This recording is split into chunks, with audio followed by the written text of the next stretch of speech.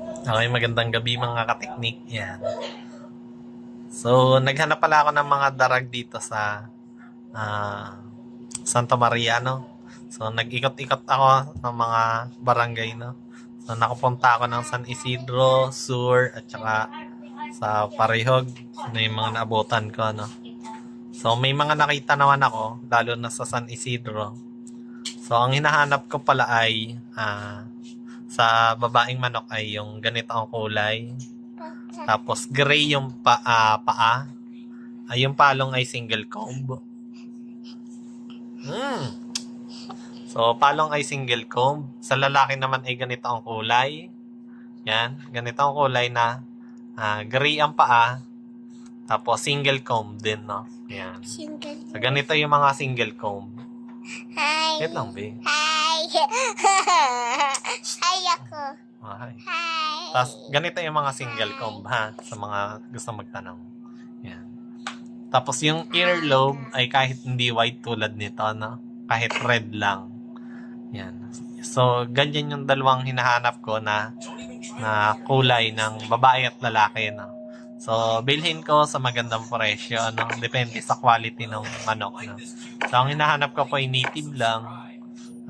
Pero kung ganyan ang kulay, try lang natin, no? Kung puro yung lahi niya. Kung hindi naman, okay lang din. No?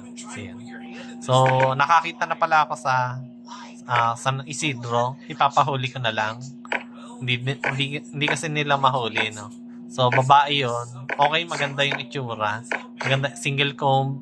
Tapos, yun, gray ang paa. Tapos, ready to breed na, no? Mukhang nag-iitlog na siya.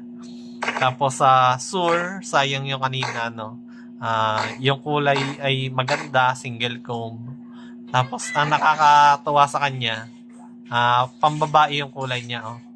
Ang tawag ay binibae. Yan. So, gusto ko sana yung bilhin sa maganda din presyo. Bala ko sana 1,000 to 1,500 para sa native na manok, no? Yan.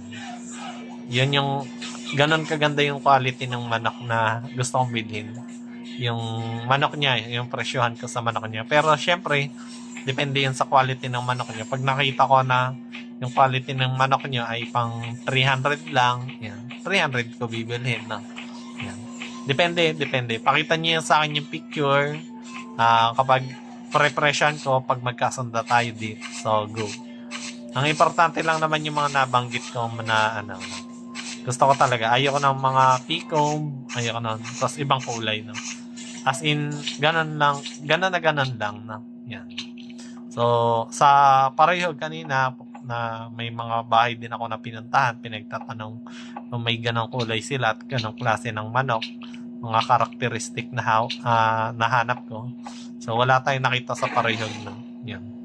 So, try naman natin siguro this weekend, punta tayo sa bandang Alcantara, maghanap tayo sa mga gilid-gilid ng daan.